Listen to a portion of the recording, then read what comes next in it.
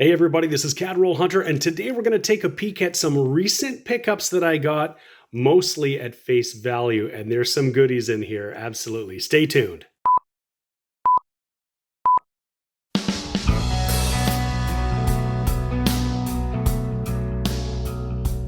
Hey everybody, this is James, and you're watching my channel Roll Hunter, and I recently picked up a huge lot of nickels and other assorted goodies from a local antique dealer. And if you watch my channel, you saw my epic nickel roll hunt. It was awesome.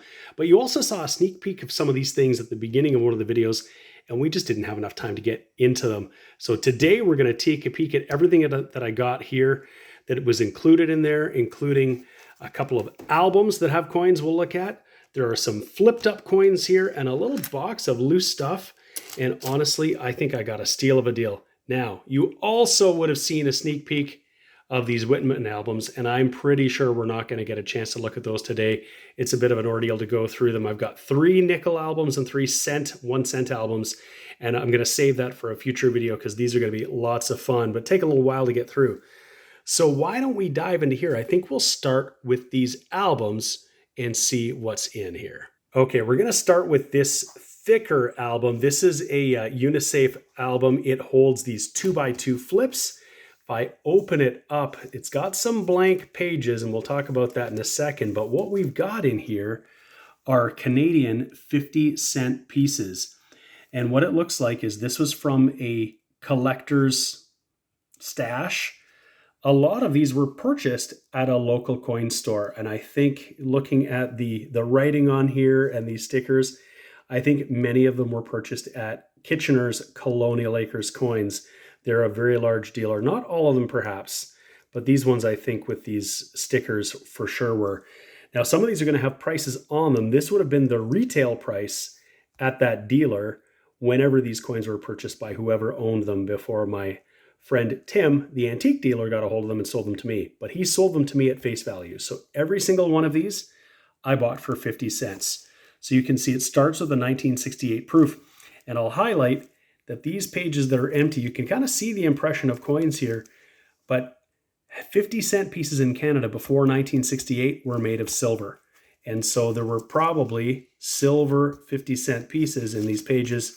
I don't think Tim was too keen on selling those to me at face value, which would have been incredible.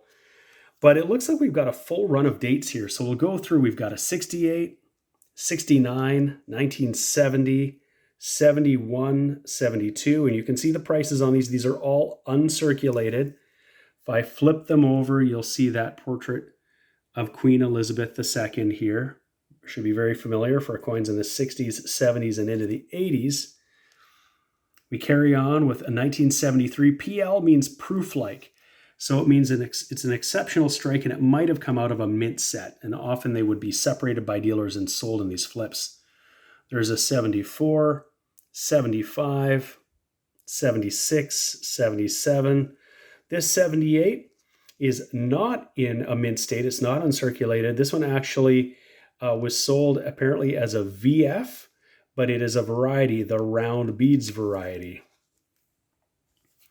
79, 80, and this is a proof, this 1980, and it looks like the next few are this 81 and 82, and you can see there's a bit of a frosted finish on that. If I flip it over and look at the obverse, you can see that frosted finish, not on the top ones, but on these ones for sure. And we carry on 83 proof, 1984, 85, 86, 87, 88, 89, 90. We just carry right through the years. 91, 92. BU is brilliant uncirculated. So these would be coins that minted for circulation, but hadn't circulated. They were sold probably out of mint rolls or mint sets. And we keep going. 97, 98, 99, 2000, 2001, 2002. And here's where coins were, some of these weren't circulated, or they were no longer circulating. They're just in mint sets, and the mintage is fairly low in the more modern years. So here's a 2005 and 2006, but we might be missing a couple of years. So I think there's 32 coins in here, and I bought them at 50 cents a piece, and that's a great pickup. So Let's look at this next one. And this one's odd. There's a couple of, it's just a weird assortment of things in here. There's a couple of 50-cent half dollars, okay, so from the United States, a 2005D and a 2005P. These two coins were not intended for circulation, so you can see they're in fantastic shape. Got just an 84 for some reason, a nickel that looks like it's an uncirculated nickel, a 1976, it's clearly circulated, 1973 half dollar. Might have to look and see if this might be any of those varieties. The next page, there's an older Jefferson in 1946, but then maybe I guess just a couple of nicer nickels, and again, another quarter that is pretty circulated from 1965. It's not silver, so I'm not sure. So a whole lot of empty pages. And if I go to the back, there's a few British coins here. Nothing here is silver, but we've got some from the 40s and 50s, which is cool. And then this last page, Roman Empire Hadrian, 117 to 138 AD. So this would be a silver Roman coin, which is really cool. You can still make out all of the writing. And then a couple of 5-cent coins from Canada. So this is pre-nickel days. These are silver. 1907 is sterling silver. You can see this was selling for $3.50 at some point. And then this one here, which is a 1912. We'll see if we can get closer. But it's got a hole in it. So that's really just sort of the bullion value of silver. I guess less that little bit. But I don't think I paid much at all for that, so I'm happy to get that. This is where I'm really interested to see what we got going on. I think we'll start with the flips, and you can see these are a little bit worse for wear, some of these. It looks like some of these were stored in wet conditions. The staples got wet and rusty. You can see the watermarks on here, so I don't know if that's really affected the coins. Possibly. You don't want to store your coins like that, but we'll take a peek at those in a second. But here is a silver dime, a mercury dime, 1938S. So that's a cool little pickup, and clearly somebody was trying to sell it for $3.25. I think I paid substantially less than that.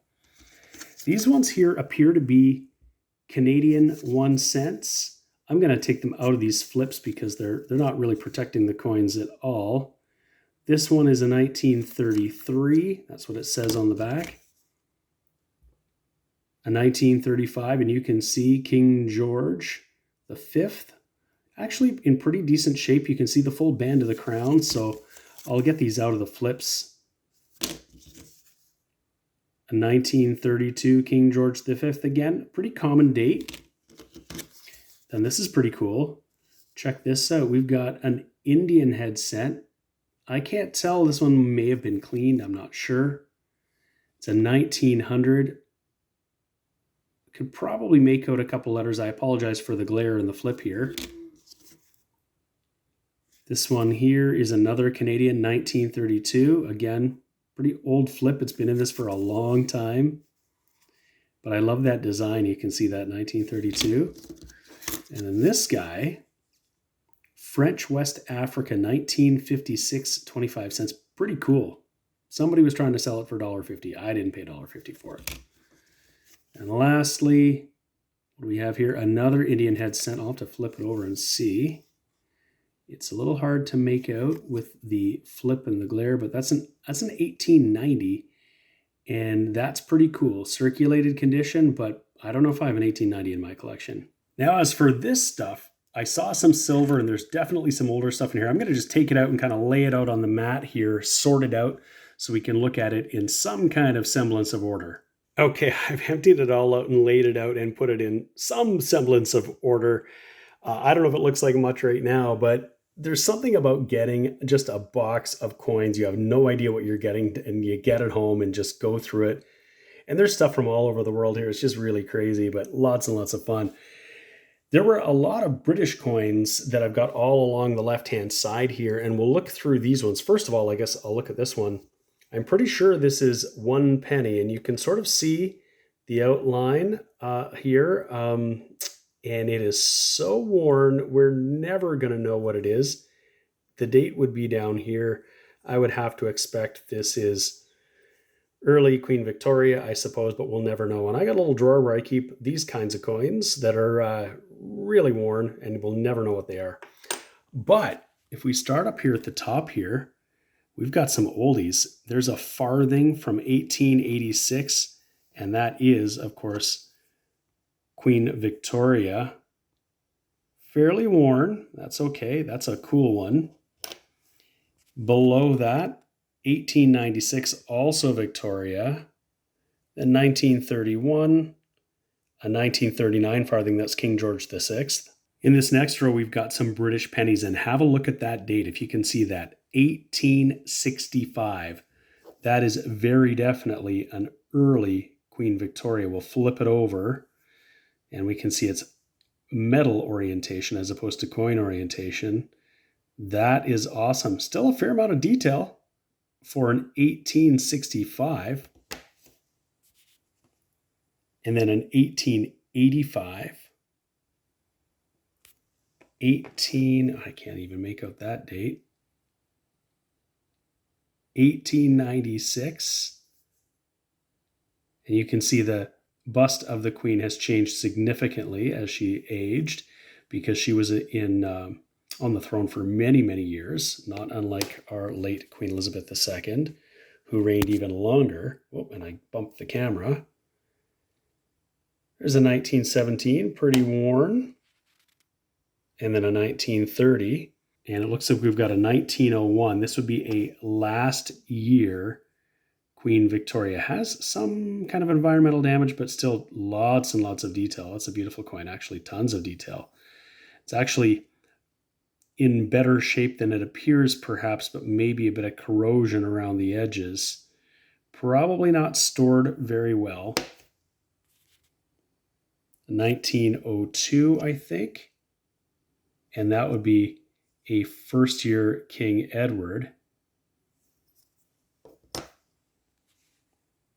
1920, 27. And you can see clearly this was stored somewhere wet with other coins sitting on top of it. Not going to be in the best of shape. Same thing with this one, 1930 and a 1935. And then for some reason, randomly, a 2009 British 1 penny. This, of course, in the decimal system, as opposed to these ones which are pre-decimal. 1 penny was 1/240th of a pound. And then, of course, you would have 480 half pennies in a pound, and a farthing was 1/4 of a penny. And so you'd have a whole lot of change in your pocket to equal a pound, and that just tells you how much a pound was worth back in the day. But we got silver here too, and some old stuff. Check this out. A 1917 3p, 1941 3p, these 6p. Again, we got some really old stuff here. That's an 1873 with Queen Victoria. This one in coin orientation. It flips around this way. Really cool. And then below that, a 1910 6p. And then this would be a shilling, 1 shilling from 1933. And this is going to be King George V. And we also got some Canadian coins. There's a 1929 penny, a 1931, and a second 1931 that's clearly been stored improperly. 31's actually a better date. 1935, King George V nickel. That's awesome. A 1943 Tomback nickel. Tomback was an alloy of copper and zinc. And a 1953 Queen Elizabeth II. This one is the very common shoulder fold near leaf. And if you've watched my last video where I looked at all my nickels, I show an illustration where you can see the common and rare varieties of these. And down at the bottom here, we've got a couple of commemorative medals. The one on the left here that bears the dates 1867 and 1927 is celebrating the 60th anniversary of Confederation. It features Queen Victoria on the left, who was the monarch at the time of Confederation. And on the right is King George V, who was the monarch at the 60th anniversary. This was handed out to every school child in Canada in 1927. The one on the right here, this is a medal commemorating the coronation of Queen Elizabeth II in 1953, and features the young queen with the crown. Pretty awesome.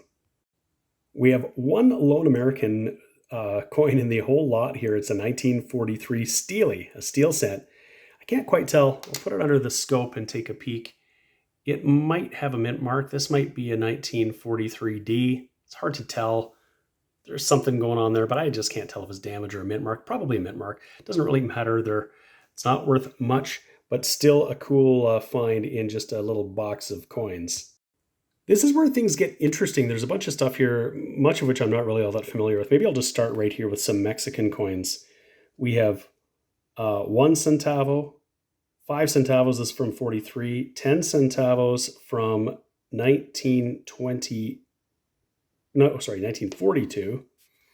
And then a couple of silver coins. There is 20 centavos from 1934 and 50 centavos from 1937. They're both 72% silver. What I like about these Mexican coins is that if you weren't sure, if you flip it over, it tells you 0.0720. That is the silver content of the coin. And I love these Mexican coins with that eagle. Just looks really cool. There it is, that eagle on a cactus biting a snake. Awesome. There's a few French coins here. Well, in fact, I think one is a coin and the other two are tokens. So the first one is 25 centimes from 1904. Very cool. But these two below are from the Chamber of Commerce. And you see it says bon pour 50 centimes, bon pour un franc. That's good for 50 cents, good for 1 franc. These were issued, so I think they would have circulated like cash. If I flip it over, this guy here says Commerce and Industry 1922. And I think this one, when I looked earlier, this was very similar. Commerce and Industry from 1923. And I think these would have circulated just like any other cash. Now here's one I had never seen before. This is 1/12 of an anna from India, 1924, and it looks to be in really nice shape. If I flip it over, it's that familiar portrait of George V, similar to the Canadian coinage. Try to get that back in focus. It looks to be in really, really nice condition. That's probably a high EF, perhaps. I would say that's a beauty.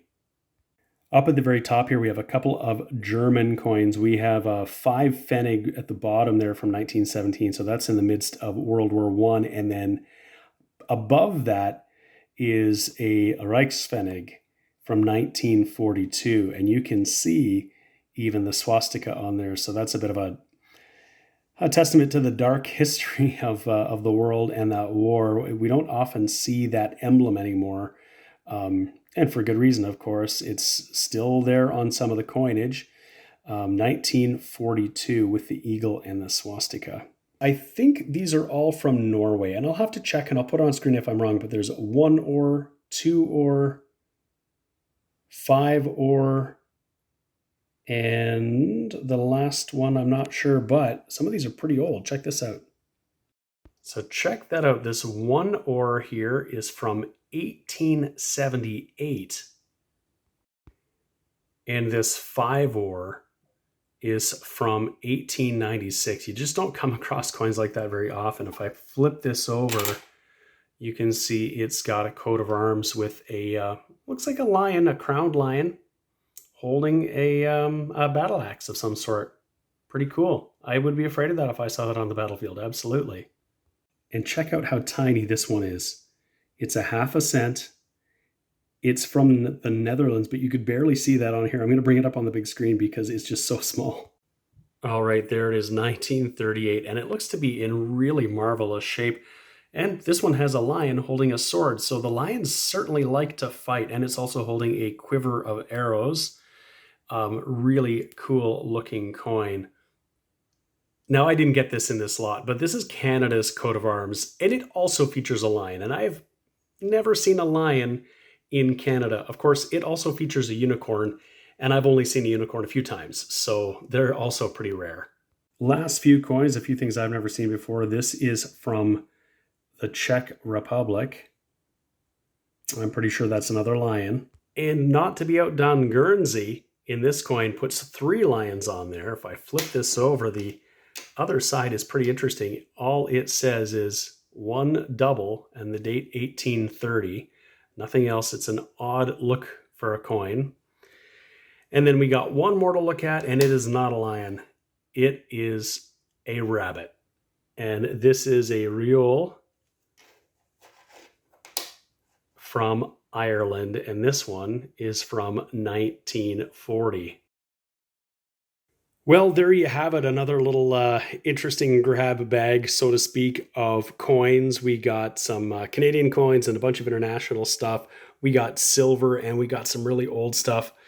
Just incredible. I love, love, love looking at old coins, particularly things I've never seen before. And it's always cool to get old silver, too. I'm going to have to save these books for another day. We're just not going to be able to get to it, unfortunately. Or fortunately, we'll be able to spend more time looking at those when we've got time.